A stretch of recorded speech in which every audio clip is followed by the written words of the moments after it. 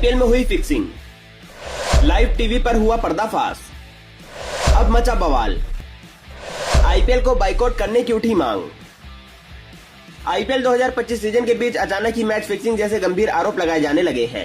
दुनिया की सबसे बड़ी टी20 लीग में खेल के सबसे घिनौने अपराध को अंजाम दिए जाने जैसे आवाज उठने लगी है। हाल ही में राजस्थान रॉयल्स पर ऐसे आरोप लगने के बाद अब हैदराबाद और मुंबई के मुकाबले के बीच ये गंभीर आरोप मंडे जा रहे हैं। इसकी वजह बना है एक ऐसा फैसला जो किसी को भी समझ से परे था और हर कोई इसे देखकर हैरान रह गया।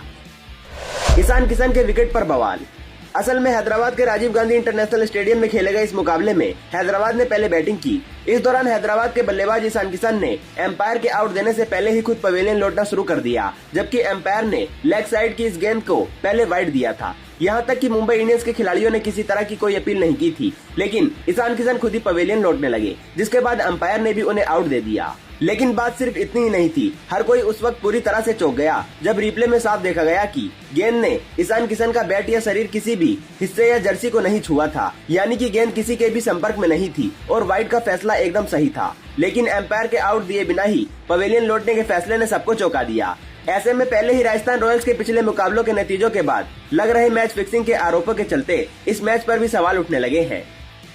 सोशल मीडिया पर मैच फिक्सिंग के आरोप। सोशल मीडिया पर एक के बाद एक कई यूजर्स ने इस मैच में दोनों टीमों और खिलाड़ियों पर फिक्सिंग के आरोप लगा दिए। इसी के चलते एक्स पर फिक्सिंग शब्द ट्रेंड करने लगा और हर कोई इस मुकाबले पर सवाल उठाने लगा। ये सवाल इसलिए भी उठ रहे हैं क्योंकि ईशान किशन इस सीजन से पहले मुंबई इंडियंस का हिस्सा थे। वो 7 साल तक इसी फ्रेंचाइजी का हिस्सा थे और इस बार वो टीम से अलग हुए थे। ऐसे में फैंस ईशान किशन पर पुरानी टीम की मदद के आरोप लगाने लगे। दीपक चहर के ओवर में हुआ ड्रामा। पारी का तीसरा ओवर लेकर आए दीपक चहर। ईशान किशन अभी 4 ही बॉल खेल पाए थे, लेकिन एक बड़ा कांड हो गया। इस ओवर की पहली ही बॉल लेग स्टंप पर थी।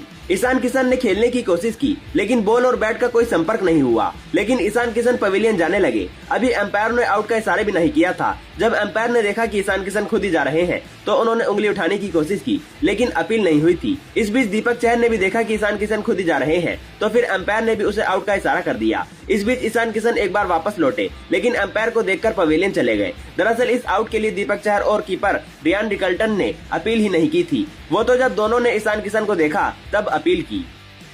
नॉट आउट होने के बाद भी ईशान किशन चले गए पवेलियन। ऐसे में लगा कि शायद बैट और बॉल का संपर्क हुआ होगा, क्योंकि बॉल अगर बैट पर लगती है तो सबसे पहले बैटर को ही पता चलता है। इसके बाद जब रिप्ले देखा गया तो पता चला कि बैट और बॉल का कोई संपर्क ही नहीं हुआ था। यहाँ तक कि ईशान किशन की कमर पर भी बॉल नहीं लगी। इसके बाद भी ईशान किशन ने क्रीज क्यों छोड़ दी, ये बात किसी को नहीं पता। एम्पायर के आउट देने के बाद भी ईशान किशन डीआरएस ले सकते थे, लेकिन उन्होंने इसे भी जरूरी नहीं समझा। इस बीच हार्दिक पांड्या और बाकी खिलाड़ियों ने ईशान किशन से खूब मजे भी लिए, लेकिन ये समझ से परे है कि ईशान किशन ने आखिर ऐसा क्यों किया। इसी वजह से अब आईपीएल फिक्स है को लेकर आवाज उठाई जा रही है। सोशल मीडिया पर फैंस आईपीएल को बाइकआउट करने की मांग कर रहे हैं और इस लीग में मैचों को फिक्स बता रहे हैं। तो दोस्तों, ऐसे में आपको क्या लगता है, इन फिक्सिंग के दावों में कितनी सच्चाई है?